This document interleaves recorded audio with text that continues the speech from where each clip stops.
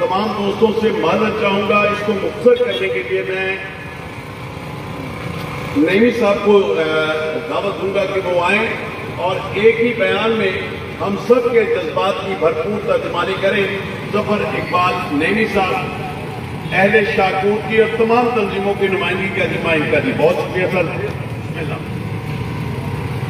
آج سے 1400 سال پہلے حضور نبی مکرم صلی اللہ علیہ وآلہ وسلم کے پاس نجران کے عیسائیوں کا ایک وفد آتا ہے مناظرہ کرنے کے لیے. تسلیس کے موضوع پر میرے آقا علیہ السلام سے بات چیت ہوتی ہے. اسی گفتگو کے دوران عبادت کا وقت ہو جاتا ہے اور وہ اپنی عبادت کے لیے الگ جگہ تلاش کرنے کے لیے کوشش کر رہے ہیں. لیکن میرے حضور نے فرمایا کہ ہماری مسجد میری مسجد نبوی کھلی ہے, تم اپنے مذہب کے مطابق اپنی عبادت میری مسجد میں کر سکتے ہو. ایک یہ واقعہ ہے کہ حضور نے اپنی مسجد کے دروازے ان لوگوں کے لیے کھول دیے, اور ایک یہ حال ہے کہ وہ ہماری مسجد کے سامنے سرکاری سطح پر, عدالتی سطح پر, آفیشلی سطح پر ہمیں تکلیف دے رہے ہیں, ہمارے اس مذہب کی توہین کر رہے ہیں.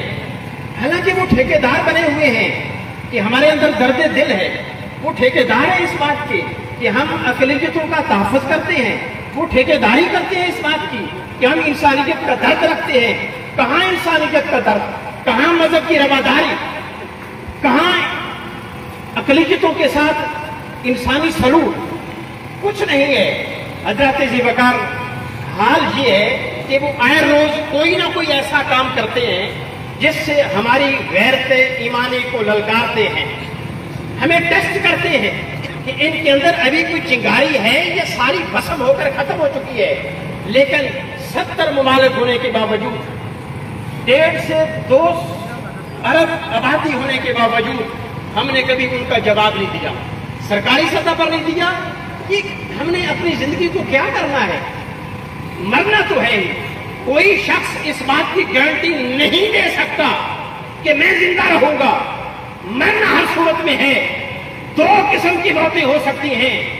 معذرت کے ساتھ سخت جملہ ہے, ایک کتے کی موت اور ایک شہادت کی موت. معذرت کے ساتھ جملہ سخت ہے, ایک شہادت کی موت. اور علامہ کہہ گئے کہ لوگوں مرد مومن بنو, مجاہد بنو, غیرت ایمانی پیدا کرو, کیونکہ شہادت ہے مطلوب و مقصود مومن. نہ مال غنیمت نہ کشور کشائی.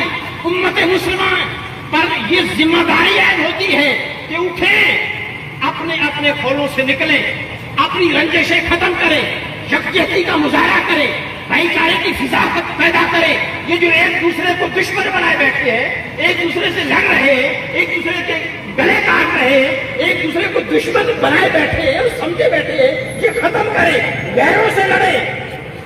اللہ جل مجدہ فرماتے ہیں وَقَاتِلُوهُمْ حَتَّى لَا تَكُونَ فِتْنَةٌ, لڑو جنگ کرو یہاں تک یہ فتنہ ختم ہو جائے. اور میرے حضور نے فرمایا جب ظلم کو دیکھو, بربریت کو دیکھو, فتنے کو دیکھو, تو اپنے اندر اتنی جرأت پیدا کرو کہ ہاتھ سے اس ظلم کا خاتمہ کرو. کیا یہ 2 ارب آبادی ان ظالموں کے اٹھے ہوئے ہاتھ روک نہیں سکتی؟ ان کی ہاتھ قلم نہیں کر سکتی؟ ان کی زبانیں اسلام کے خلاف جو اٹھ رہی ہیں, بلند ہو رہی ہیں, ان کو کاٹا نہیں جا سکتا؟ ضرورت اس عمر کی ہے کہ ہم مردہ ضمیروں کو پھر سے جگائیں. وہ منیر ریاضی نے کہا تھا میں انہیں زندوں میں کیسے شمار کروں جو سوچتے بھی نہیں, خواب دیکھتے بھی نہیں. علامہ نے خواب دیکھا تھا, قائد اعظم نے تعبیر دے دی, اب اس پاکستان کی تکمیل کی ضرورت ہے, اس کے لیے اٹھنا ہوگا. اب خواب دیکھنے ہوں گے, اب اس خواب کی تعبیر پیدا کرنی ہوگی. تو جب ظلم کو دیکھو تو ہاتھ سے روکو.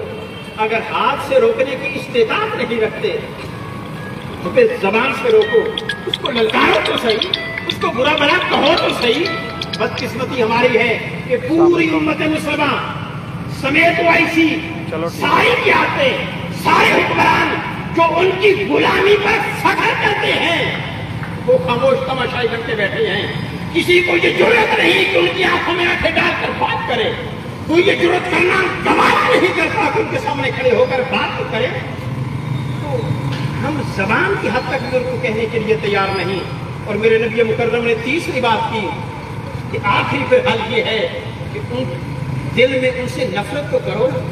اگر ہاتھ سے نہیں روک سکتے, زبان سے للکار نہیں سکتے, تو نفرت تو کرو. اور پھر فرمایا یہ نفرت جب کرو گے تو یہ ایمان کا کمزور ترین درجہ ہوگا. اگر ہم اپنے گریبان میں جان کر دیکھیں کہ ہم کیا اس ایمان کے کمزور ترین درجے پر بھی فیض ہیں. دعویٰ کرتے ہیں کہ ہم جنت میں جائیں گے, دعویٰ ہمارا یہ ہے کہ ہم کسی اور کے سامنے نہیں جھکیں گے, دعویٰ یہ ہے کہ آفاق کے گوشے گوشے میں قرآن سنا کر دم لیں گے. یہ دعویٰ ہے کہ آفاق کے گوشے گوشے میں قرآن سنا کے دم لیں گے, رکنا نہیں, جھکنا نہیں, پھر دوست بھی جا کر دم لیں گے. ارے دعویٰ یہ ہے, لیکن سارے جنتی جہنمیوں سے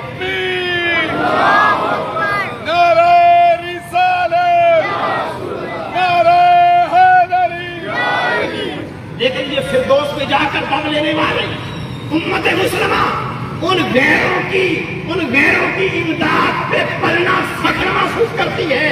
ارے جب 3 ارب ڈالر لے کر تم ڈنڈورے پیٹتے ہو, ڈھول پیٹتی ہو, تمہاری غیرت ایمانی کہاں جا کے مر جاتی ہے, تمہارے زمین مردہ ہو جاتے ہیں. ایک طرف انہیں جہنمی سمجھتے ہو, خود جنتی بنتے ہو, پھر جہنمیوں کی امداد پہ ڈنڈورے پیٹتے ہو. کوئی شرم ہوتی ہے, کوئی حیا ہوتی ہے. امت مسلمہ بھکاری بنتے رہ گئی. امت مسلمہ کے لیڈروں نے اس قوم کو بھکاری بنا دیا. یہ قوم بھکاری نہیں تھی. فاروق اعظم کا دور یاد کرو جب اللہ نے فرمایا تھا لیجوسرہ الدین کلہ, یہ دین اسلام جو میرا مصطفیٰ لے کر آیا ہے یہ میرے مصطفیٰ کے ماننے والے اس کو غالب کریں گے. اور جب اس دین پر حرف آیا, امام علی مقام حج کی طرف نہیں گئے. 8 ذوالحج کو لوگ حج کی طرف جا رہے تھے, میرا امام کربلا کی طرف جا رہا تھا. یزیدیت کو للکارنے کے لیے جا رہا تھا, ظلم و ستم کے خاتمے کے لیے جا رہا تھا, ظالموں سے سمجھوتا نہ کرنے کے لیے جا رہا تھا. آج حسین کا نام بھی لیں, ادب سے نگاہیں جھک جائیں. آج فاروق اعظم کا نام بھی آئے, ادب سے نگاہیں جھک جائیں. مصطفیٰ کا نام بھی آئے, اسلام کا نام بھی آئے, قرآن کا نام بھی آئے. بس ادب کی حد تک ہم خاموش ہو جائیں. لیکن ہم نے اس قرآن کے لیے اٹھنا کب ہے, مصطفیٰ کے نظام کے لیے اٹھنا کب ہے. یہ سارے نظام اس انسانیت اور امت مسلمہ کو کچھ نہیں دے سکتے جب تک قرآن کا نظام نہیں آئے گا, جب تک مصطفیٰ کا نظام نہیں آئے گا. ارے یہ پاکستان بنا کس لیے تھا, یہ لاکھوں کی قربانیاں ہوئی کس لیے تھیں, ہزاروں نہیں لاکھوں کی قربانیاں ہوئی. اور آج وہ لاکھوں شہداء سمیت قائد اعظم سمیت علامہ اقبال کی روحیں قبر میں یہ دیکھتی ہوگی منظر کہ یہ امت مسلمہ جن کو ہم نے اسلام کے لیے الگ خطہ دینے کے لیے تگودو کی تھی, آج انہی کی غلامی پر فخر کر کے ان کے سامنے لیٹ چکے ہیں. ان کی روحیں دیکھتی ہوں گی اور تڑپ کر دیکھتی ہوں گی. کیا تقدیر نے اس لیے چنوائے تھے دن کے, کیا تقدیر نے اس لیے چنوائے تھے دن کے کہ بن جائے نشیمن تو کوئی آگ لگا دے. علامہ اقبال تیرے وطن کو آگ لگ گئی, علامہ اقبال قائد اعظم تیرے وطن کو آگ لگ گئی, اس کو بجھانے والا کوئی نہیں. میں آخر میں بات کو اختتام کی طرف لے جا کر ایک پیغام دینا چاہتا ہوں. یہ وڈیرے, یہ سبیدار, یہ جگیردار, یہ اشرافیہ آپ متوسط طبقے کا ہمدرد نہیں ہے. خدا نہ سمجھیے یہ غریب آدمی کا احساس کرنے والا اشرافیہ نہیں ہے. تم کیوں ان کی جھولی میں جاتے ہو, کیوں ان کے نعرے لگاتے ہو؟ اگر جماعتوں سے الگ ہو جاؤ کیا روزی روٹی بند ہو جائے؟ خدا آپس میں نہ الجھو, ان ظالموں سے الجھو, ان وڈیروں سے الجھو. اے میرے دیش کے لوگوں, شکایت کیوں نہیں کرتے؟ تم اتنے ظلم سہ کر بھی بغاوت کیوں نہیں کرتے؟ اور یہ غربت کے مائے لوگ ہمیں کہہ رہے ہیں کہ اٹھو لوگوں, بغاوت سے قیامت اب برپا کر دو. اٹھو لوگوں, بغاوت سے قیامت اب برپا کر دو. تمہیں خاموش رہنے کی یہ عادت مار ڈالے گی اور یہ وقت گزرتا چلا جا رہا ہے.